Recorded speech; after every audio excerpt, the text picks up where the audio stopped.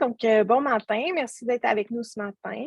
Je vais me présenter rapidement. Catherine Gendron. Je suis conseillère au Virage numérique chez Québec numérique. Pour ceux qui ne me connaissent pas encore, Virage numérique, c'est une cellule de Québec numérique qui rassemble plusieurs programmes d'accompagnement offerts gratuitement, entre autres aux commerçants de la Ville de Québec et aux entreprises de la MRC de Portneuf, afin de nous offrir un accompagnement personnalisé dans le cadre de la mise en place d'un projet numérique. Nous sommes donc là pour vous aider à prendre un virage numérique. Je vais vous laisser le lien de notre site web dans le chat pour ceux que ça pourrait intéresser d'en savoir plus. Dans le cadre de ce programme, nous organisons également des webinaires ouverts à tous dans le but de vous donner l'opportunité d'acquérir de nouvelles connaissances sur certains éléments d'un virage numérique. Nous sommes très contents ce matin de recevoir Florent Carnereau, spécialiste du web et du développement des affaires.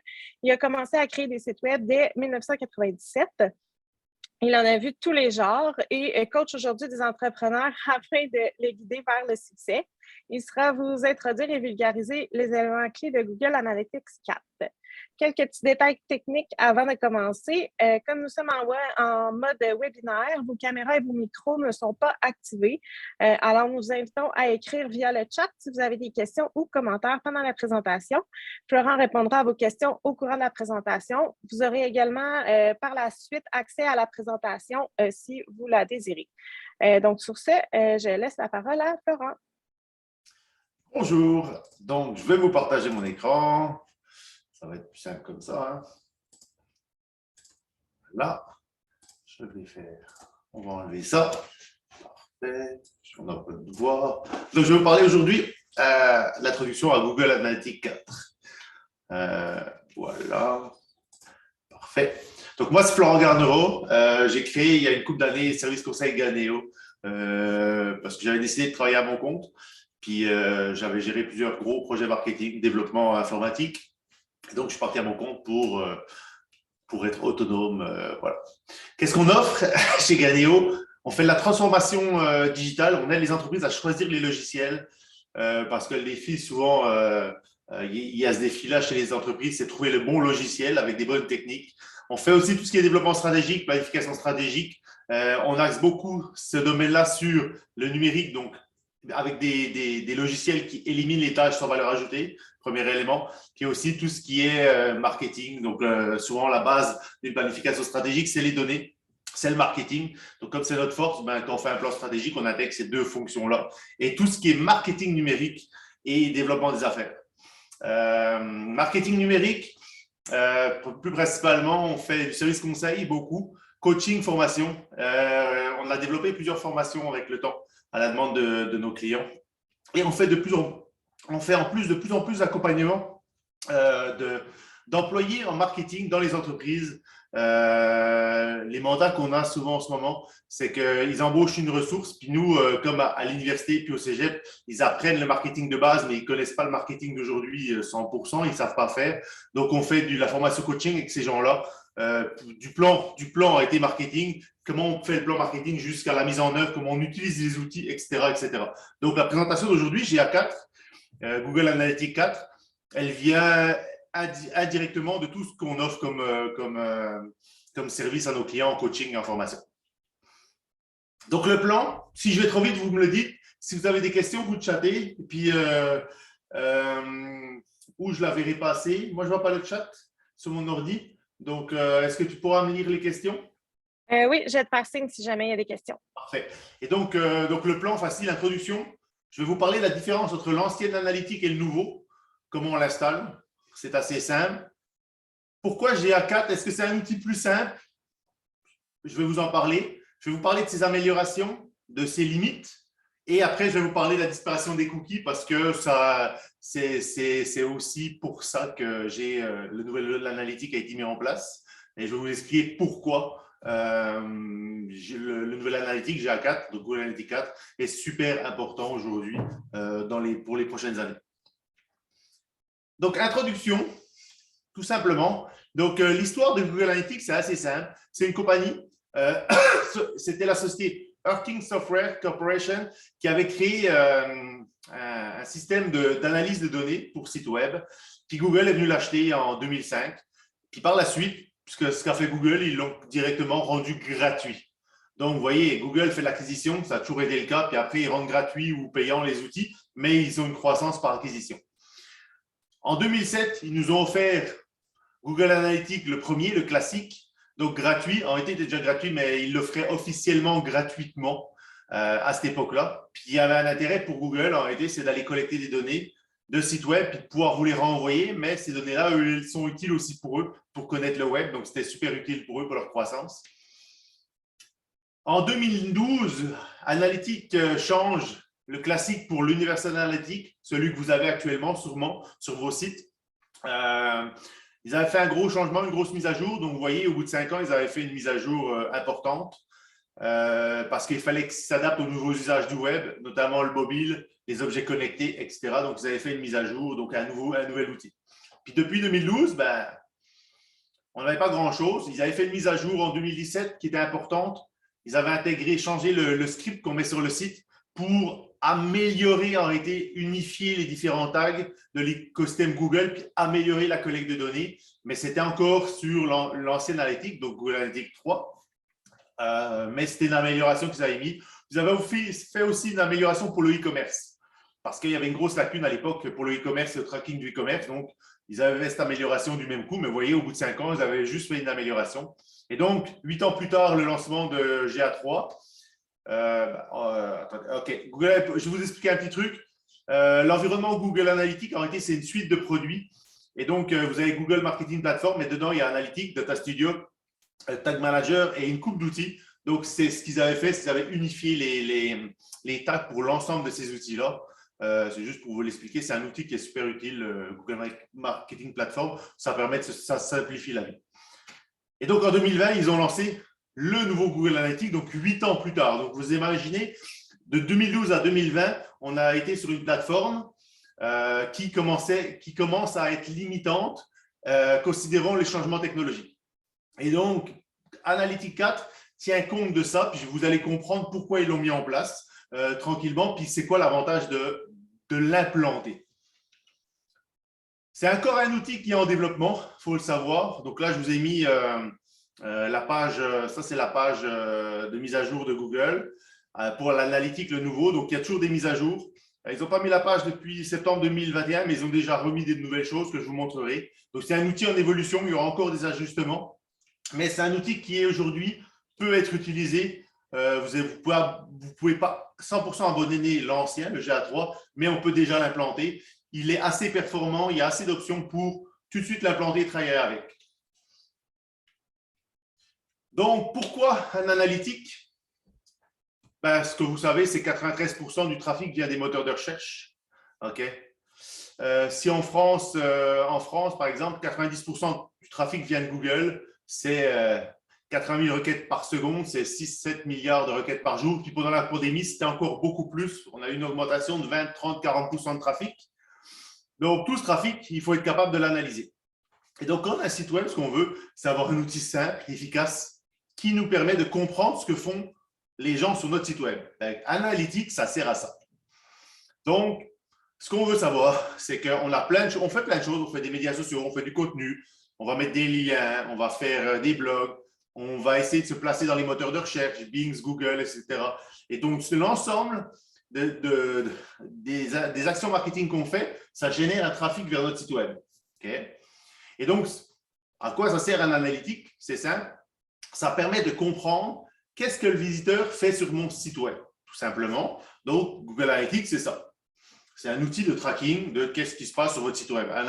Qu'est-ce que les internautes font? Quelle page ils vont voir? Est-ce qu'ils ont acheté? Etc. etc. Donc, ça sert à ça principalement. C'est quand même le plus utilisé. Comme c'est un service gratuit, Google Analytics est implanté sur plus de 80% des sites. Donc, c'est quand même un gros outil d'analyse qui est intéressant pour une simple raison, c'est qu'il est gratuit. Google a énormément d'outils gratuits qui sont utilisables. N'hésitez pas à les utiliser. Il y a Analytics, il y a Tag Manager, il y a Marketing Platform qui est l'ensemble. Vous avez d'autres outils comme ça. Ces outils-là, l'avantage, c'est qu'ils ne vous coûtent rien. Ils vous coûtent du temps de configuration et après, vous pouvez vous en servir. C'est très intéressant pour connaître, avoir des données sur nos clients, les comprendre, s'assurer qu'on a la bonne clientèle cible, etc., etc. Donc, c'est des outils qu'il faut utiliser aujourd'hui. Vous pouvez prendre une version payante, d'autres plateformes, mais il faut avoir un analytique sur un site. Vous n'avez pas le choix aujourd'hui. C'est devenu presque obligatoire. Ben, c'est obligatoire ou presque. Donc, je vais vous expliquer un peu la différence entre l'ancien analytique, le GA3, et le nouveau. Qu'est-ce qui change? Puis je l'ai vulgarisé, ok, parce que je ne voulais pas que ce soit trop technique, donc je vous ai fait une vulgarisation. Donc, là, vous voyez, c'est mes deux analytiques pour mon site web, ganeo.ca. Ce qu'on voit en réalité, c'est que les deux sont très proches visuellement. Donc, quand on regarde là, la structure, les graphiques, les données, c'est quand même très similaire quand on regarde à première vue comme ça. Quelqu'un qui ne s'y connaît pas, il va regarder et il va dire, c'est la même chose. C'est deux outils qui sont complètement différents, mais visuellement, ils sont très proches. Okay? Donc, il y a une logique derrière. Google maintenant en train de tout le temps mettre tous ces outils sous une même forme. Ça veut dire la colonne à gauche avec le menu en haut, les options en haut. Ils standardisent assez leur façon de faire. Donc, ça se ressemble. Mais ils sont très différents. L'ancienne analytique, ce qu'il faut savoir, c'est que c'était des analyses par plateforme. Ça veut dire que dans l'ancienne analytique, on crée un compte, puis après, on avait différents niveaux. Puis on crée, par exemple, une propriété pour le site web. Si vous aviez une application, on crée une propriété pour l'application. On ne pouvait pas traquer ce que faisaient les internautes sur notre application en même temps que sur notre site web. C'était vraiment séparé. Okay? Et puis, c'était un outil qui était basé sur le page vue, la session. Vous avez obligatoirement entendu parler, si vous avez fait un peu d'analytique, de hey, c'est quoi les pages vues, le nombre de pages vues par utilisateur, le taux de rebond. Tous ces éléments-là, c'était le cœur de l'analytique, était basé sur la page vue. Okay? Donc, on avait deux problématiques avec cette analytique, c'est que l'analyse multiplateforme, par exemple, si vous avez 3 sites, eh bien, comment on fait 3 sites? En réalité, souvent, les sites, ils ont plusieurs sites dans le même site. Ce qu'il faut savoir, c'est que souvent, on crée des sous-domaines, ça simplifie la gestion du site. Eh bien, on n'était pas capable de faire un tracking entre ces 3 sites-là. On avait 3 bases de données, puis là, il fallait interrelier. Quand on avait, par exemple, une application, plus un site, ben là, il fallait comparer les données clients, mais on n'était pas capable de suivre, par exemple, le même utilisateur qui venait sur votre application et sur votre site web. Aucun tracking n'était possible, il fallait recouper les données, c'était compliqué. Okay? Donc, c'était la grosse lacune d'analytique, l'ancien, c'était ça. Donc, ils ont sorti Analytics 4, qui est un gros changement en réalité. Le plus gros changement, les deux plus gros changements, le premier, c'est ça. C'est que c'est un système de suivi qui fonctionne de la même manière sur toutes les plateformes en même temps.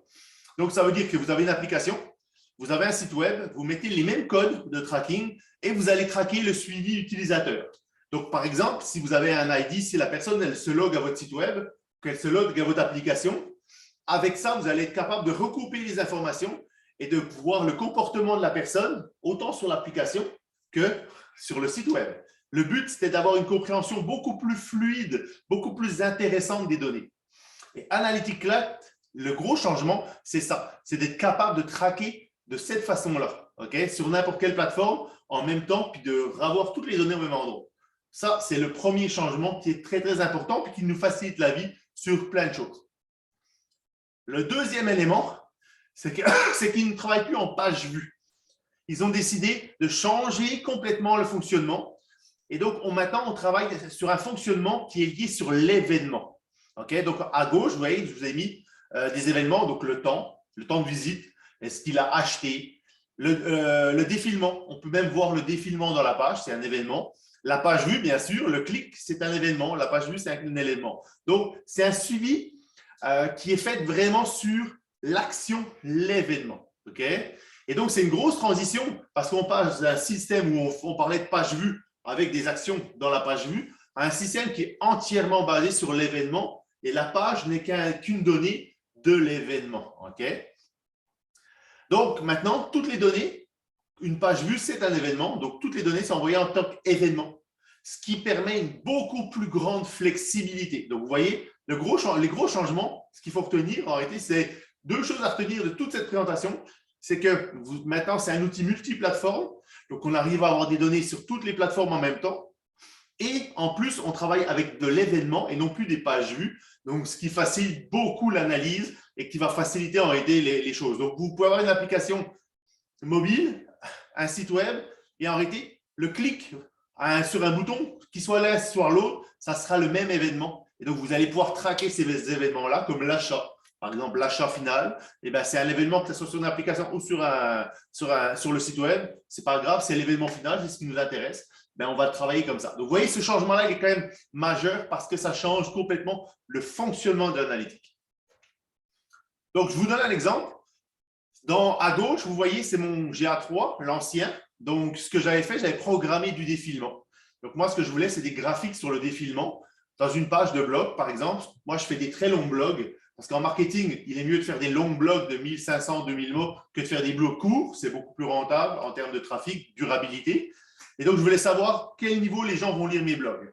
Puis, je voulais avoir une courbe. Donc, j'avais programmé quelque chose pour avoir le pourcentage de défilement à 10, 50, 75 et 100% de la page sur mes blogs.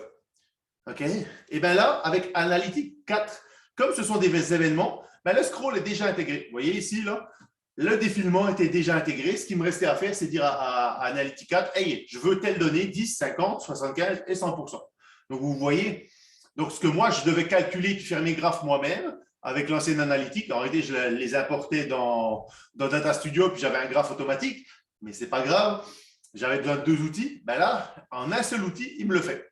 Et vous voyez, les événements de base sont déjà prédéfinis. Donc, le clic, la première visite, la page vue, le défilement et puis le départ de la session. Donc, vous voyez, il était ici. Donc, très intéressant, beaucoup plus facile, puis on peut aller chercher des données beaucoup plus rapidement. Donc, si je vous monte un peu plus loin, là, mon scroll, là, moi, ce que j'ai fait la même configuration, 10, 50, 75, 100%. Puis vous voyez, tout de suite, j'ai ma courbe dans Analytics. Donc, je passe d'un système où j'avais 2 outils, Analytics 3 plus Data Studio pour mon graphe, alors que là, maintenant, je l'ai directement inclus dans Analytics et je peux même avoir ces données-là graphiques par page, par exemple, si ça m'intéresse, par blog, etc. Oui, ce qui m'intéresse dans certains cas, oui et non. Surtout pour les blogs, je regarde beaucoup ces données-là. Donc, vous voyez, très, très facile à faire, beaucoup plus facile. Moi, ce que je fais, vous allez l'entendre parler, j'utilise beaucoup Tag Manager, qui est un autre outil gratuit de Google qui permet de créer, de prendre un événement puis de le renvoyer à Analytics, à différents outils. C'est un outil qui est assez simple d'utilisation, que j'aime beaucoup. Donc, moi, je configure tout là-dessus, mais avec le nouvel Analytics, on n'est pas obligé de le faire, on peut le faire directement dedans. Mais moi, vous allez voir souvent Tag Manager parce que c'est l'outil que je préfère utiliser, beaucoup plus simple, beaucoup plus efficace pour faire du tracking. Donc, vous voyez le scroll ici? Parfait, vous l'avez vu, intéressant. Est-ce que vous avez des questions sur cette partie-là, sur la partie de la compréhension du changement entre l'ancien analytique et GA4?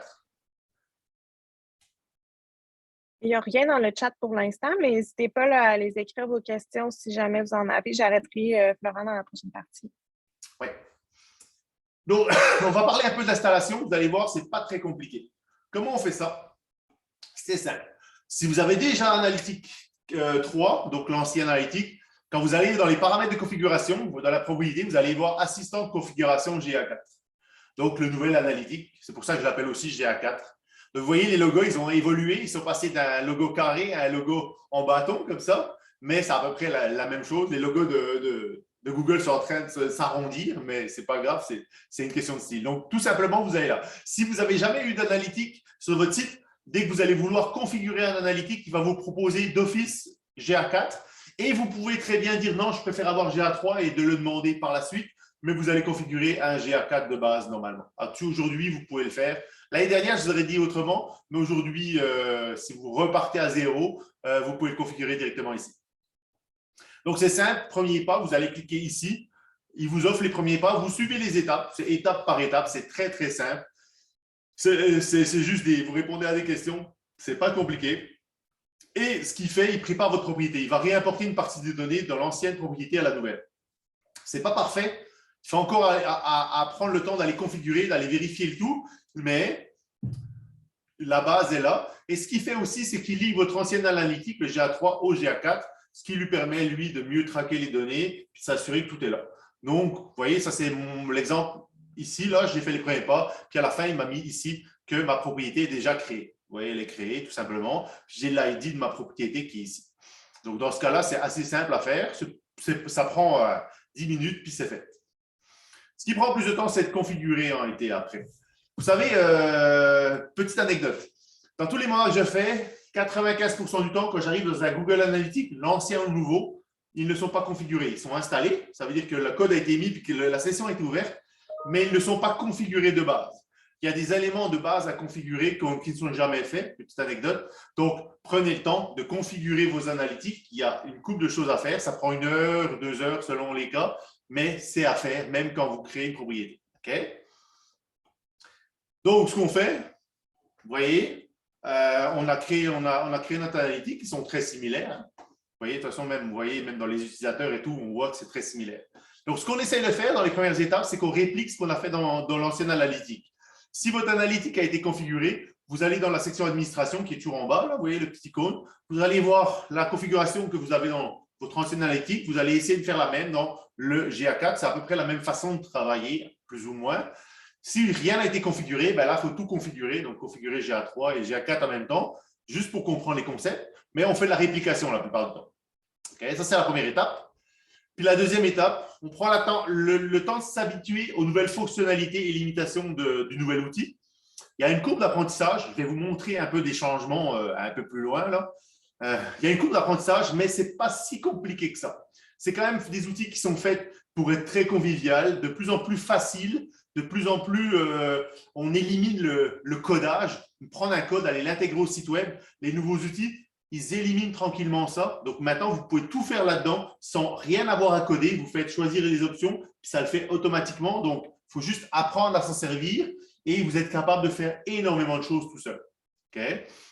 Donc, prenez le temps d'aller ici dans le petit icône administration et prenez le temps de configurer, de le visiter, d'apprendre, de regarder les rapports, comment ils sont faits. Et puis, c'est une courbe d'apprentissage. C'est comme tout nouvel outil. Ça prend un moment d'apprentissage. Puis après, on le maîtrise, puis ça va bien.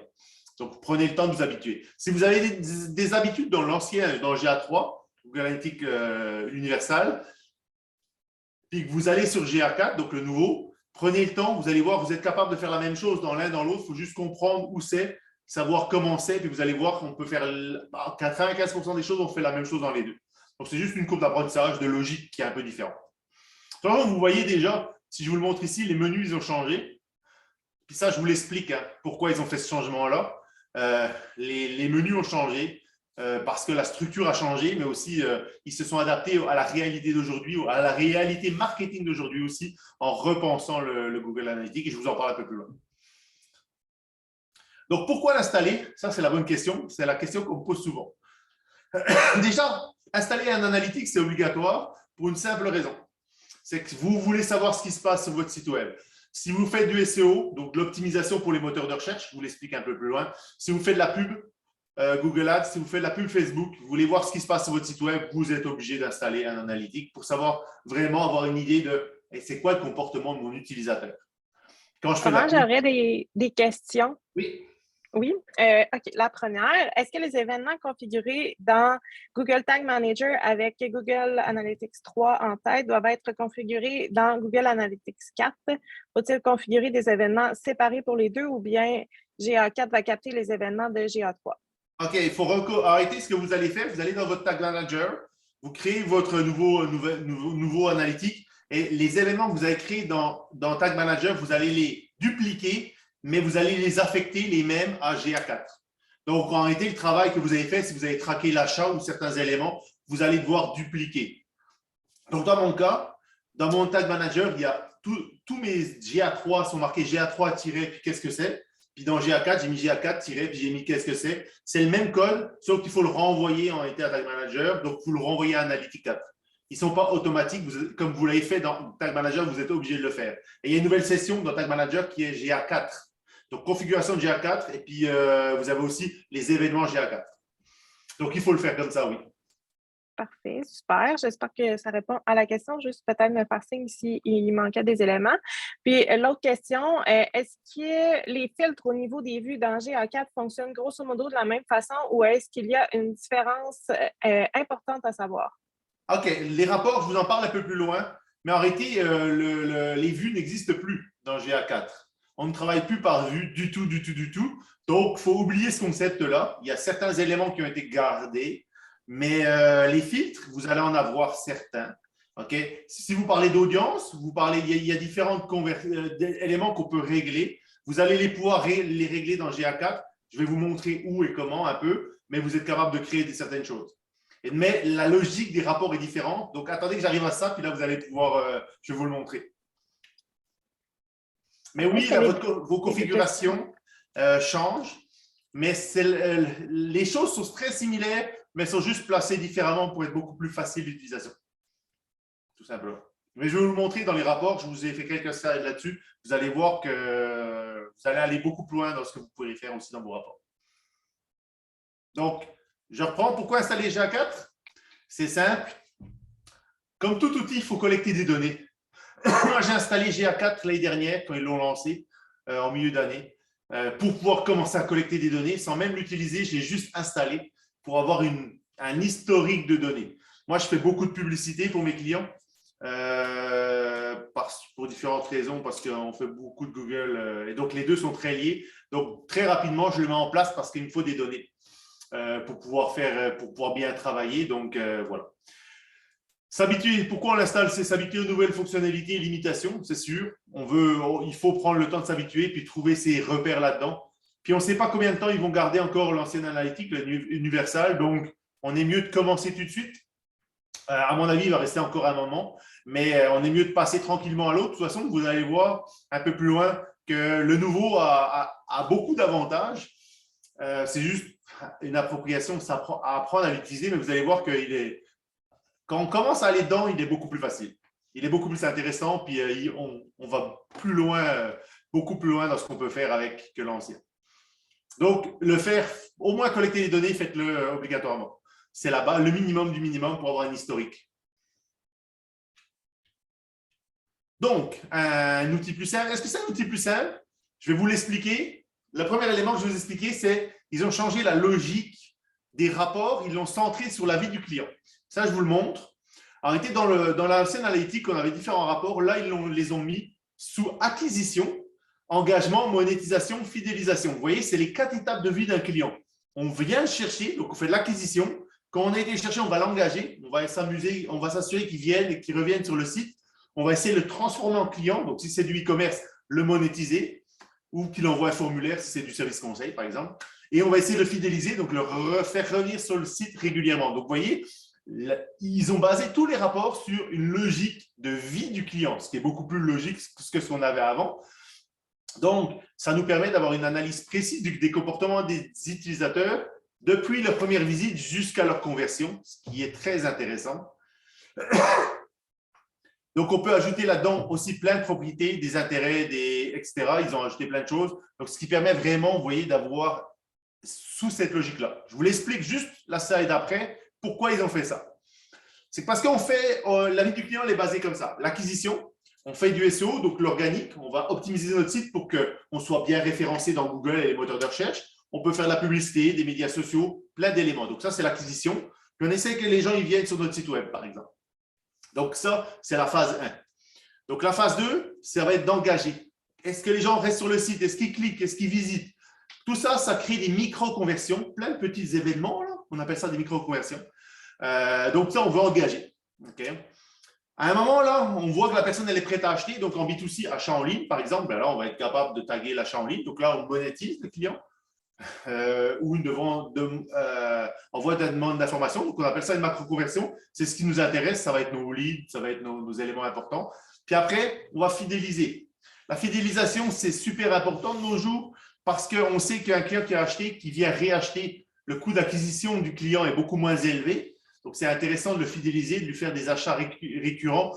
Donc, on va essayer de le fidéliser, de le ramener pour maximiser nos revenus. Éviter de faire l'acquisition tout le temps. La fidélisation est un élément super important. Donc, vous voyez, augmenter les ventes récurrentes, c'est ce qu'on va essayer de faire. Donc, vous voyez, la vie du client, elle a été divisée comme ça, les rapports aussi. Ce qui change beaucoup le concept, mais qui simplifie la vie. Beaucoup, beaucoup, beaucoup. Donc, vous voyez, par exemple, je vais vous donner un exemple d'une chose qu'ils ont changé. Avant, on parlait de taux de rebond. Le taux de rebond, en réalité, c'est les gens qui viennent sur votre page, qui ne visitent que cette page-là, puis qui s'en vont.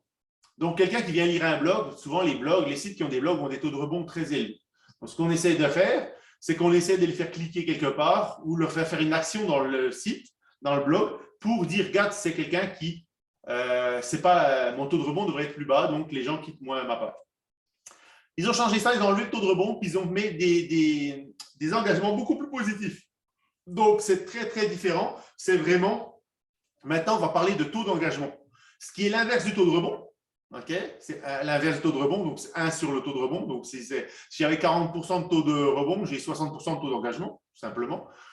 Mais c'est beaucoup plus positif, puis on va aller voir vraiment l'engagement. Un peu comme Facebook Fail, vous parle d'engagement, d'engagement, d'engagement. L'engagement, c'est la clé. Ce n'est pas d'avoir des utilisateurs, c'est de les engager.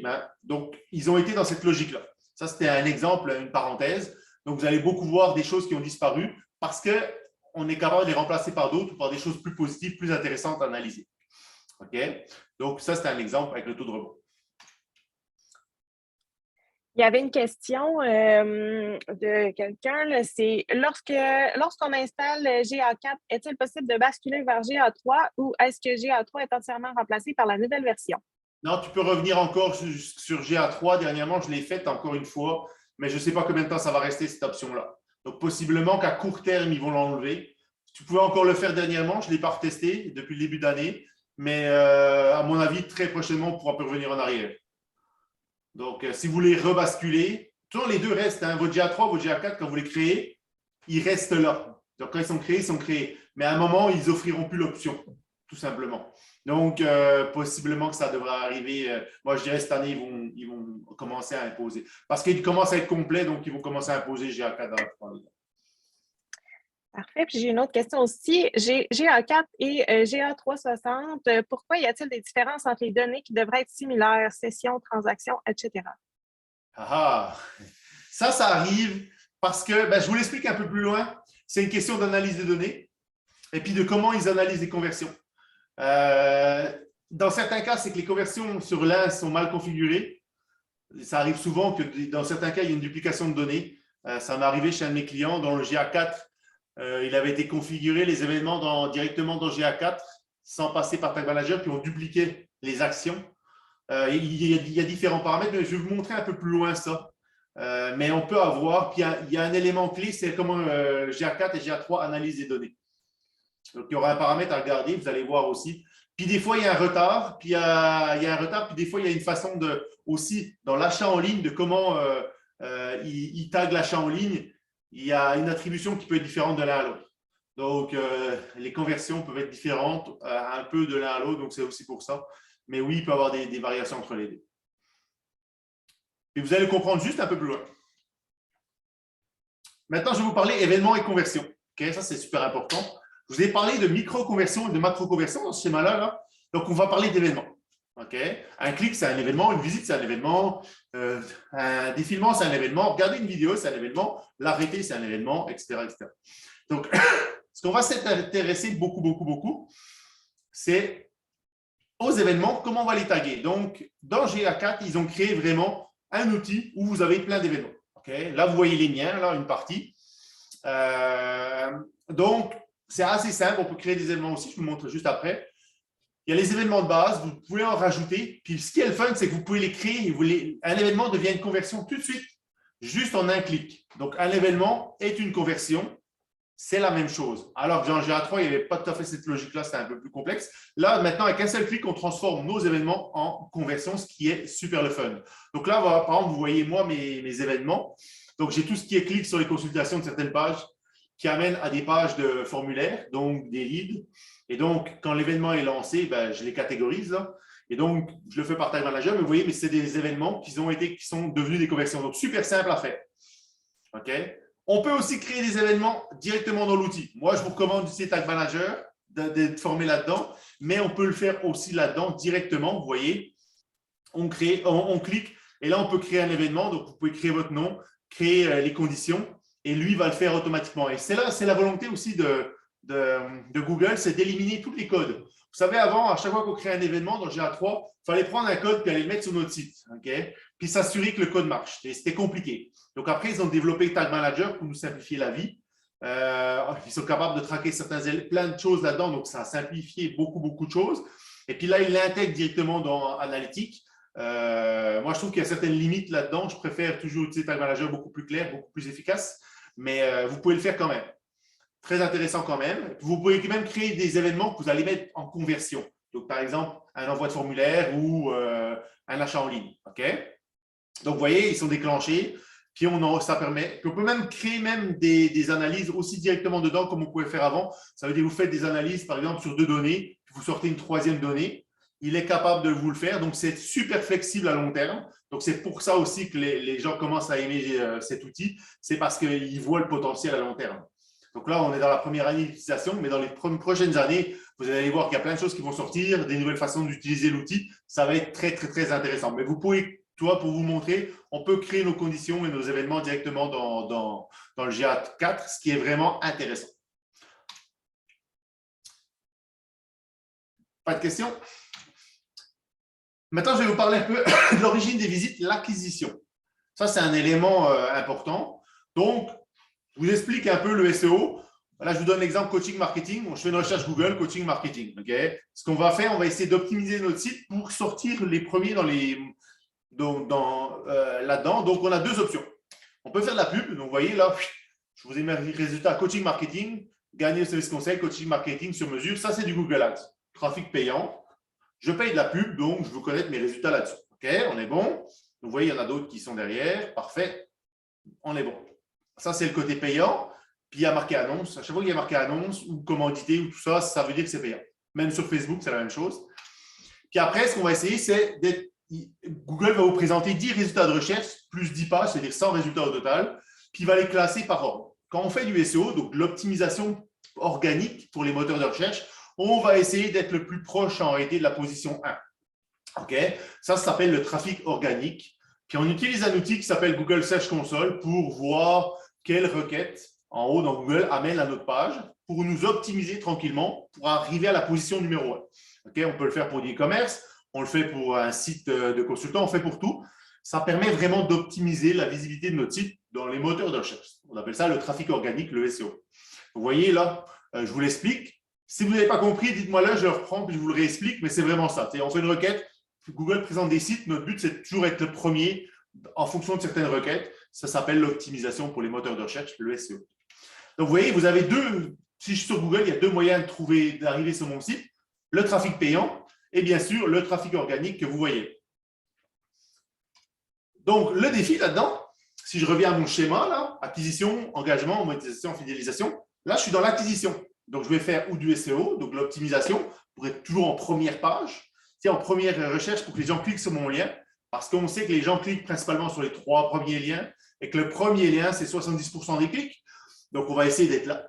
Et donc, on va faire de l'optimisation avec Search Console, qui est un outil qui nous permet d'étudier ça. Puis, on a la publicité. Donc, par exemple, là, je vous ai mis Google Ads, ça peut être Facebook Ads, ça peut être tout ce que vous voulez. Ça s'appelle l'acquisition. Le problème de ça, c'est que c'est beau d'acquérir, mais moi, ce que j'aimerais savoir, c'est hey, est-ce que ces gens que j'ai eus en SEO ou en publicité, ils sont venus sur mon site? Oui. Combien de temps? Qu'est-ce qu'ils ont fait? Puis, est-ce qu'ils ont acheté?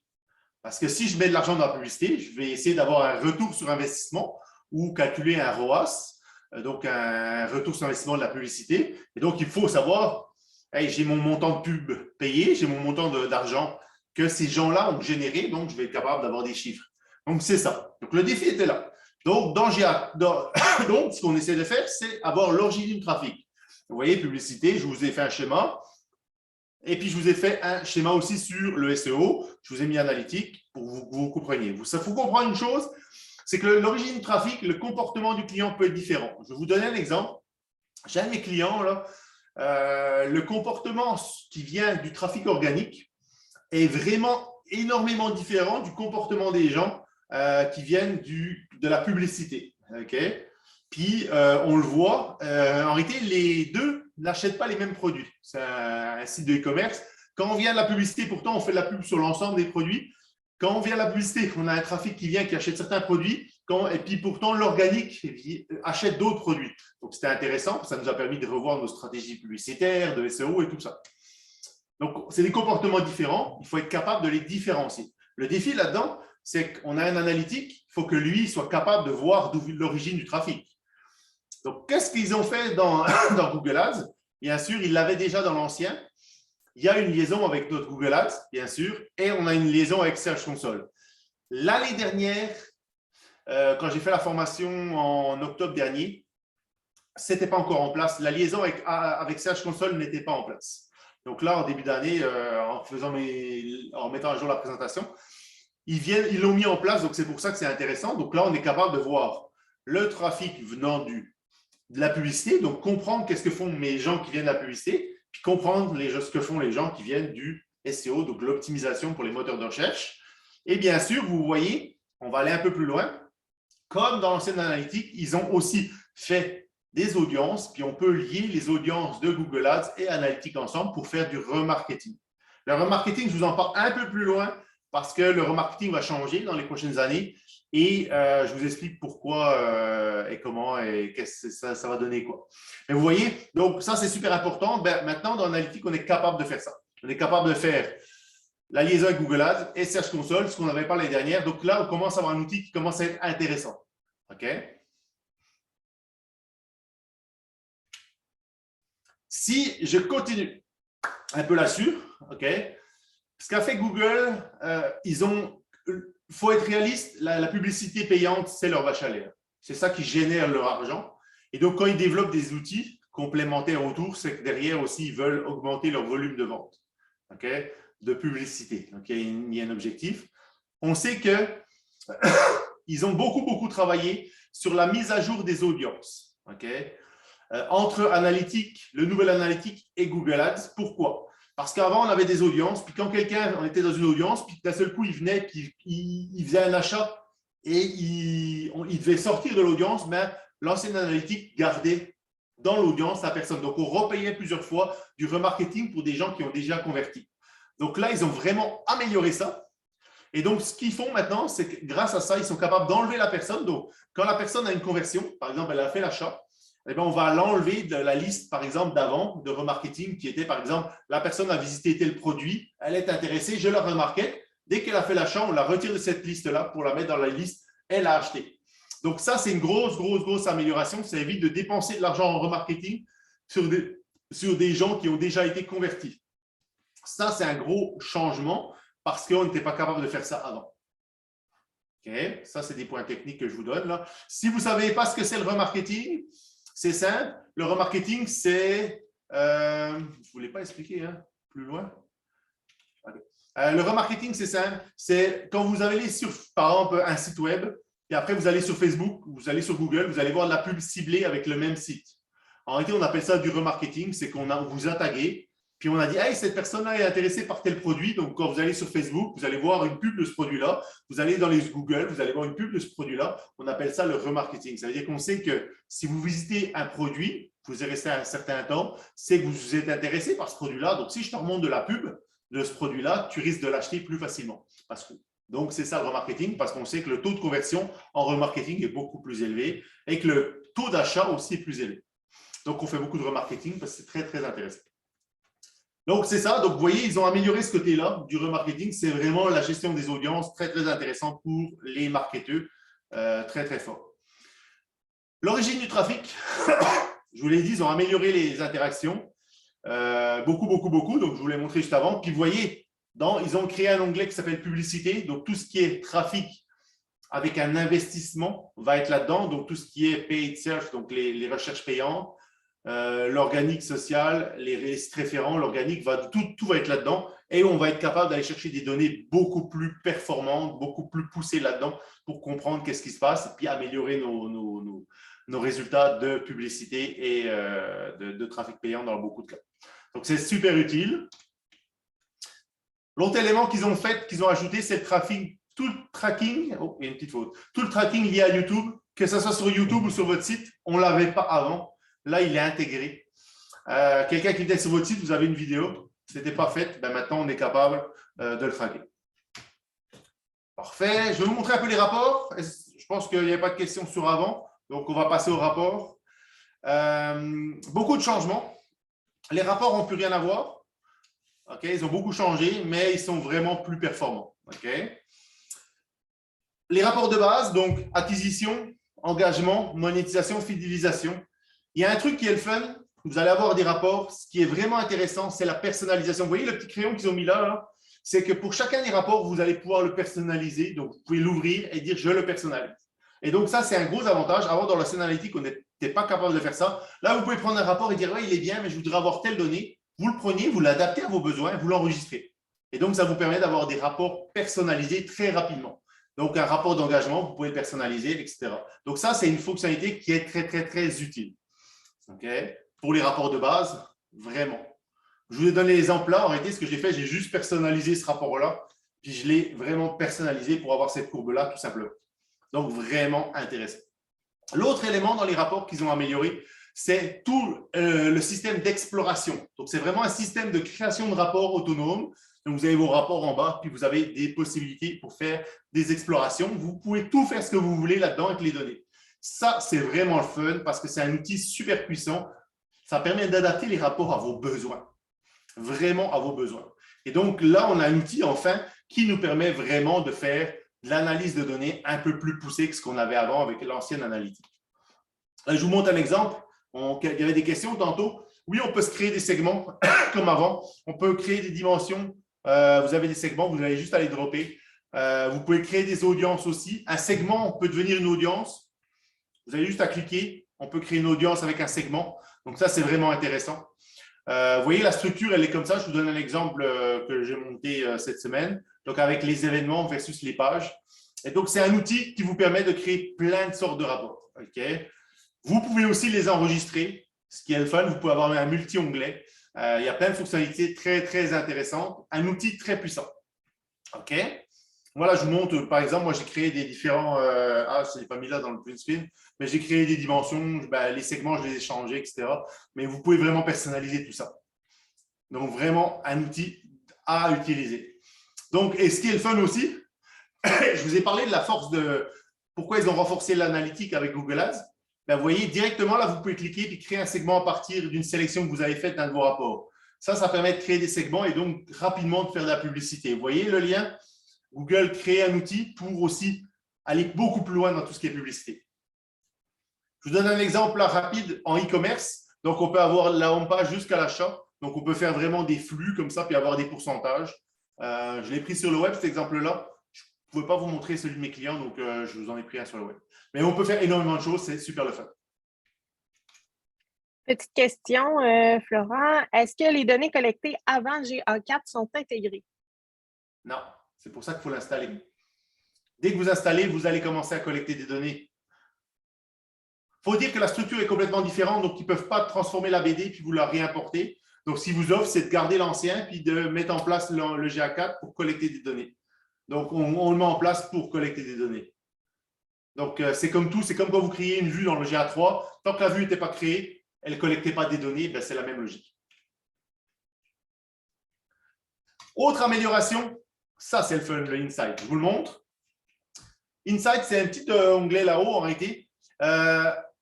Ils ont mis toute l'intelligence artificielle et de la statistique prédictive. Donc, en réalité, ce qu'il vous fait, il vous en donne des options, des analyses, des choses pour vous aider à améliorer vos analyses. Donc, il vous offre en réalité tout un outil d'apprentissage de données autres, donc du prévisionnel, etc. etc.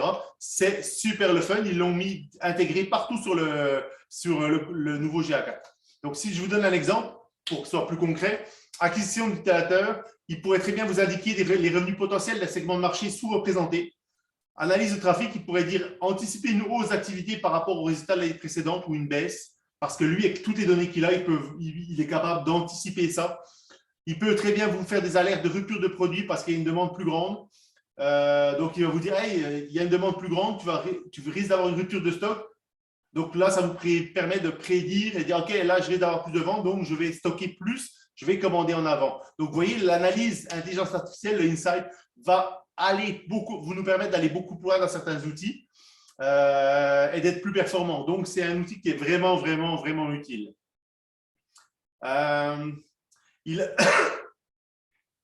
Donc, je vous l'ai dit, ça déjà, il améliore les interactions entre Google Ads et puis Analytics. Ça, je vous l'avais montré, mais je vous montre les métriques ici, là, directement dans Publicité. Vous voyez, le Insight est directement intégré là. Et ce qu'il fait, il vous sort carrément des propositions directes. Moi, je sais que j'ai beaucoup de trafic organique. Ben là, dans le 1er au 31 décembre, mon trafic a augmenté de 60%. Les conversions ont augmenté de 60% sur le trafic organique, etc. Donc, il va vous donner plein d'infos qu'il faut prendre le temps de regarder de temps en temps, s'assurer, puis ça va vous donner des cues pour l'avenir, de l'analyse de données, etc. Donc, très intéressant. Donc, l'analyse de données, toutes les données prédictives sont vraiment intéressantes maintenant dans cette analytique-là. Il y a aussi tout le côté, vous savez, tout le côté protection des données. Aujourd'hui, là, c'est super important. Il y a des lois qui se mettent en place pour protéger les données. Par exemple, en Europe, si quelqu'un vous le demande, vous êtes obligé de supprimer les données. Donc, ils ont amélioré ça dans le GA4. Là, je vous ai mis RGPD, c'est le règlement général pour la protection des données en Europe. Donc, l'anonymisation des IP, ils l'ont mis en place. La suppression des données, on peut voir les données avant de les supprimer, ce qui est intéressant. La durée de conservation des données, on peut la configurer de 2 mois, 14 mois. Donc, il y a plein d'améliorations qu'ils ont fait pour la protection des données, pour s'adapter aux nouvelles réglementations. Donc, ça, c'est un gros plus parce que si vous vendez en Europe, tout ça, vous êtes soumis à ces règlements-là. Donc, ça serait bien de les appliquer. Donc, si vous devez les appliquer, ben, il en tient compte tout de suite. Donc, ça, c'est le fun pour ça. C'était un petit cue. On avait une question par rapport à ce qu'on disait tantôt. Est-ce que si on installe GA4 sans le configurer, c'est suffisant pour commencer la collecte de données? Toujours. Oui. En réalité, dès que le code va être sur votre site, ils vont collecter des données. Ils ne collecteront pas toutes les données de configurées d'événements, mais ils vont collecter toute la base. Donc, vous avez juste à le mettre en place, ça va déjà collecter de la donnée. À l'heure où vous le mettez en place, dès qu'il est en place, il collecte. Voilà. Prévention des spams, juste comme ça. Avant, dans l'ancien GA4, on pouvait envoyer des données, des fausses données. Ça, c'est pour les compagnies qui ne s'aiment pas trop entre elles. Elles étaient capables de faire ça. Ce qu'a fait Google, ils ont rendu un peu plus sécuritaire leurs données maintenant. C'est qu'on pour envoyer des données à GA4 autres que celles du site web, ce qu'il faut faire, c'est ils ont mis un système d'API, d'HTML, vous savez, le S, la sécurité, dans ces API, ce qui évite d'avoir des fausses données dans ce GA4. Dans la plupart des cas, ça ne vous intéresse pas, mais dans certains cas, certaines personnes ont eu des problèmes comme ça, donc on est capable maintenant d'avoir cette prévention de spam-là. Ça améliore grandement la qualité des données. Ça, c'est un truc qu'ils ont amélioré parce que c'est une problématique qu'ils avaient. Maintenant, on est presque à la fin. On va parler un peu des limites. C'est là où je vais arriver à vos différences entre les différences de données. Okay? D'abord, il y a le temps réel. Ce qu'il faut savoir, c'est que le temps réel n'est pas vraiment réel. Quand vous avez une visite sur votre site, on vous dit qu'il y a du temps réel. Moi, je n'aime pas trop cette donnée-là. Pour une simple raison, c'est que comme on travaille avec des événements, les données sont traitées par bloc. Donc, si on traitait les données par événement à chaque fois qu'il y a un événement qui rentre, au niveau serveur, ça coûterait énormément d'argent, puis ça ferait que les serveurs travailleraient tout le temps, ça serait phénoménal. Donc, pour compenser un peu ça, ce qu'il fait Analytica, c'est qu'il regroupe des appels de données, des appels d'API, ce qu'on appelle, et donc c'est des envois de données par salle. Donc, le temps réel est plus ou moins du temps réel. Ce que vous avez remarqué, c'est qu'il y a toujours un décalage où il y a des choses qui n'apparaissent pas parce qu'elles sont envoyées par bloc. C'est de réalité. Donc, le temps réel n'est pas vraiment réel, il n'est pas en temps réel pur, mais il y a un décalage dû au traitement des données, tout simplement. C'est juste à savoir, ça c'est une limite, mais la plupart des gens n'utilisent même pas ça, donc ce n'est pas intéressant pour certains, mais pour les gros sites avec certains éléments, oui, ça peut l'être.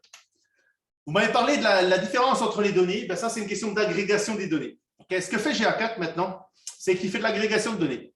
Donc, vous voyez ici, je vous ai mis, là, il y a un petit icône, là. Moi, ce rapport-là, il est présenté sur 100% des données disponibles. Un petit site, là, vous n'aurez pas de problème. Il va vous montrer les rapports sur 100% des données parce qu'il n'y a pas peu de données. Donc, en termes de machine, ça ne prend pas beaucoup d'énergie pour vous sortir des rapports faciles comme ça. Le problème, c'est que vous avez un gros site e-commerce ou un site qui a beaucoup de trafic. Eh ben, Google, là, si vous demandez des rapports, échantillonner des rapports sur une analyse sur des données complètes, là, c'est compliqué. Donc, qu'est-ce qu'ils ont décidé de faire? C'est qu'ils ont fait un truc. Ils ont fait un truc, c'est qu'ils échantillonnent les données. Donc, sur les gros sites, il y a trop de données. Donc, ce qu'ils font, afin de traiter la quantité importante de données, ils les agrègent. Okay? Et ils ne font pas appel à des données brutes, mais à des données agrégées. Donc, ils prennent une statistique d'une partie de vos données et puis ils vous disent, voici la donnée.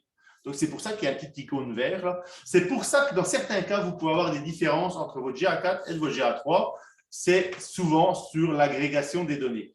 Donc, elles sont agrégées sous forme d'échantillons. Donc, ce qui peut arriver, c'est des variations dans les résultats. Donc, par exemple, c'est une source de trafic. Si on analyse sur 30% de la source de trafic, les données, elles peuvent être complètement différentes de celles qui sont sur 100%.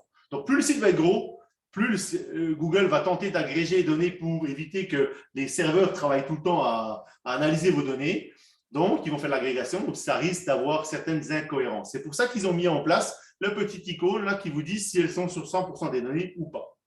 OK? Donc, ça peut être une des problématiques pourquoi vos données sont légèrement différentes. OK? Il y a plein d'autres éléments qui peuvent venir, mais ça, c'est un des éléments.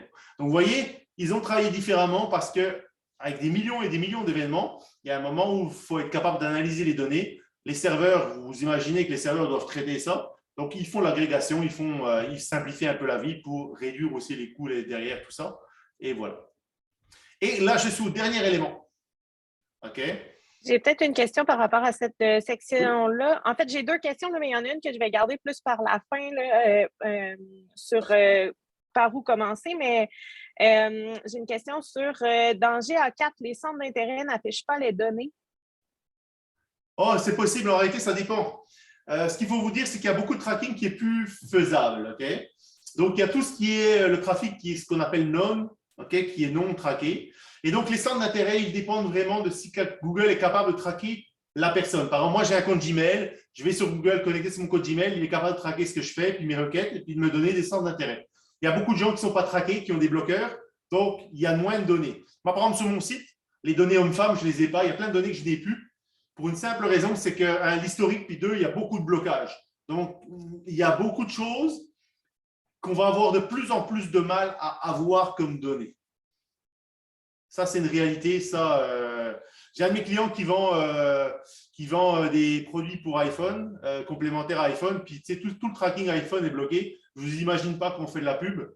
J'ai aucun tracking sur Facebook, sur Google non plus, tout est bloqué. Ça fait qu'à la fin, on joue avec ce qu'on peut avoir, et puis là, on essaye de trouver des solutions.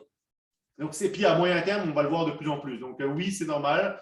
Vous allez voir sur plein de sites, il manque. Moi, j'ai du tracking depuis 1 an sur mon site. Pourtant, il y a des données que je n'ai pas. Homme-femme, je ne l'ai pas. Il y a des choses que je n'arrive pas à avoir. À cause du blocage de plus en plus fort des données. Donc, c'est normal. Maintenant, je vais vous parler des cookies. Dernier élément. Pourquoi ils ont mis GA4 en place? Okay, la question, elle est là. Oui, ça faisait 8 ans, ça faisait longtemps qu'on n'avait pas eu d'outils, 8 ans. Il y a une réalité. Tous les règlements de protection des données, la disparition des cookies. Les cookies sont au cœur du remarketing, au cœur de la stratégie marketing depuis quelques années. Mais on ne peut plus traquer ces données. On pourra de moins en moins. Donc, on ne pourra plus personnaliser les publicités en fonction des habitudes de navigation des gens, okay? En fonction de leur intérêt. Et ces données-là, on les a de moins en moins. Donc, il fallait compenser ça. Qu'est-ce qu'a fait Google? C'est qu'ils savent très bien que les cookies sont appelés à disparaître. Ils l'ont même annoncé. Ils ont dit, hey, nous, on va l'enlever de notre navigateur, les cookies. Donc, amélioration de la vie privée, les cookies vont disparaître. OK, comment je travaille avec ça pour faire de la publicité? Comment je travaille avec ça pour avoir de l'analyse de données cohérente? Donc, qu'est-ce qu'ils ont fait? Là, je vous explique un peu. La disparition des cookies, c'est Chrome. Google Ads, il faut savoir que c'est la vache à lait de Google, donc c'est ça qui leur rapporte de plus en plus d'argent. Donc, il y a un impact sur la publicité. Ce que fait Google avec Google Ads, c'est qu'ils de plus en plus, on a de moins en moins d'options dans Google Ads. Ils font un peu du Facebook. Ils nous limitent dans nos possibilités. Puis ils se disent, c'est notre vache à lait, on va essayer de s'arranger pour qu'on puisse dépenser l'argent de nos clients le plus facilement possible. C'est ce qu'ils essayent de faire. Donc, ils ont sorti Google Analytics 4 parce qu'ils voulaient mettre en place un outil de tracking en matière d'événements web. Ils voulaient être capables de compenser en réalité indirectement la disparition des cookies. Comment ils font ça? Je vous l'explique. Je vous ai parlé de connecter sur mon Gmail il y a 2 minutes. Ben, ce qu'ils vont être capables de faire, c'est stockage d'informations des utilisateurs sur leur serveur. Donc, en traquant votre ID, votre Gmail, vous êtes à gauche, à droite, il veut savoir ce que vous faites, vos recherches. Donc, il va être capable de vous donner, de vous classer, un peu comme fait Facebook, dans un environnement. Ils vont croiser les données de tout le groupe Alphabet, parce qu'ils ont des données énormément dans plein de domaines, donc Google Maps, Google Classique, etc., etc., etc. Puis là, ils vont être capables de dire, OK, regarde, les gens sont là. Puis en plus, ils mettent l'intelligence artificielle, donc la prédiction. OK? Donc avec ça, ce qu'ils vont être capables, c'est même si les cookies disparaissent, ils vont être capables de créer des audiences, OK, personnalisées en fonction de votre clientèle cible. Donc, si vous dites avant, vous voulez traquer tel type de personnes, leur faire du remarketing, il sera capable, sans même avoir les données, de remarketer ces gens-là, juste en donnant, en ayant une analyse complexe de leur base de données. Donc, c'est pour ça qu'ils mettent en place un outil comme ça. Ça va leur permettre en réalité de continuer à enrichir Google Ads malgré la disparition des cookies. Donc, c'est cet environnement-là en réalité qui est super important. Puis, si vous faites du e-commerce, le tracking, la disparition des cookies, si vous faites du remarketing, vous n'aurez pas le choix de passer par un outil comme ça parce que vos audiences de remarketing sont de plus en plus faibles parce que plein de gens ne se font plus traquer, ne veulent pas être traqués. Donc, comment on va les rechercher? Avec des outils comme ça qui permettent de taguer les gens et dire, OK, lui, il a peut-être tel profil, on peut le mettre dans une liste remarketing avec l'intelligence artificielle et tout ça, on va être capable de les retargeter, entre guillemets, plus ou moins, grâce à des outils comme ça. Donc, le but, il est là derrière aussi. GA4 a quand même un objectif financier derrière pour Google très fort, c'est de mettre en place des outils pour la publicité Google Ads, 2 outils qui vont être complémentaires, qui vont être très forts et qui préparent l'avenir en réalité de disparition des cookies. Et j'aurais fini là. Pas mal, 1 heure, parfait. C'est parfait. J'ai encore quelques questions. N'hésitez pas aussi à ajouter vos questions dans le chat ou dans la section Q&R là, pour qu'on puisse répondre. Donc, je vais commencer par celle qui est en lien avec ce qu'on vient de dire. La fin des cookies veut-elle dire une perte de performance dans le ciblage? Oui et non. OK. Le secret de Google Ads, okay, c'est d'avoir des gens qui sont performants dans la mise en place de votre Google Ads. Moi, j'en fais pour mes clients. J'ai repris des comptes qui étaient gérés par des entreprises, ça n'avait pas d'allure. Le secret, c'est vraiment comment vous travaillez de votre Google Ads. Okay? Oui, on a une perte dans le remarketing, c'est sûr. Puis le remarketing évolue. Le remarketing, maintenant, on va essayer de collecter de plus en plus d'informations courriel. Le courriel, on est capable d'envoyer des courriels et de remarketer les gens très ciblés. Donc, on va travailler, on va changer notre façon de remarketer les gens parce que le ciblage va être un peu plus loose, on va dire. Hein? Il y a une réalité, il va être un peu plus loose. Puis derrière, les outils comme Facebook et puis Google Ads, ils ont tendance à nous enlever des options qui rendent ça de plus en plus opaque. Comme ça, ils peuvent un peu dépenser votre argent comme ils veulent. Okay? La réalité, c'est qu'il va falloir avoir des techniques et une façon de faire vraiment cohérente pour transformer notre marketing en une autre façon de faire. Donc, il y a une migration à faire tranquillement, mais aussi à voir comment on travaille nos publicités, comment on travaille nos audiences pour mieux les setter. Puis, il y a un travail derrière. Mais oui, il va y avoir une perte de précision, c'est clair et net. Parfait. Ensuite, pour quelqu'un qui désire configurer son GA4 à partir de 0, par où conseillez-vous de commencer? Quels sont les incontournables? OK, le premier élément, ça va être de l'ouvrir.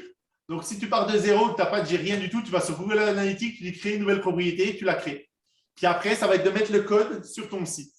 OK, ça, c'est l'incontournable, c'est le minimum que tu dois faire. Après, il y a plusieurs éléments à configurer. Je vais vous donner un exemple.